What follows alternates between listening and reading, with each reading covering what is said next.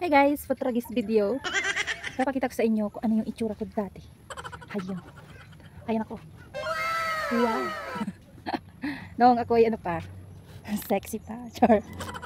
Ayan naman yung aking sister.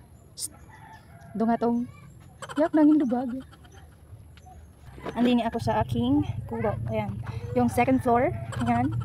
At ito naman yung duyan ko na pamana pa ng aking ex na babaero. Nagawa. Iniwan sa akin na memorable things ng aking ex.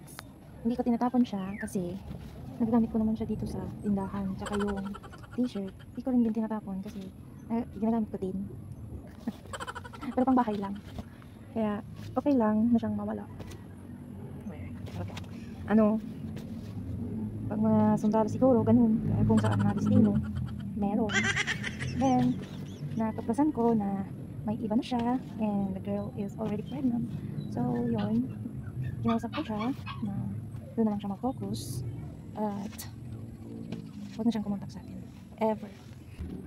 Ganun kasi ako guys, mapagbigay. Kaya, ipaubayan na natin kung saan niya gusto. Huwag natin ipilit ang hindi pwede. Kasi, pag minit nyo, kayo lang din naman mahihirapan sa bandang ulo. At yun lang. At huwag kayo papayag na maging galit. Yun lang yun. Okay.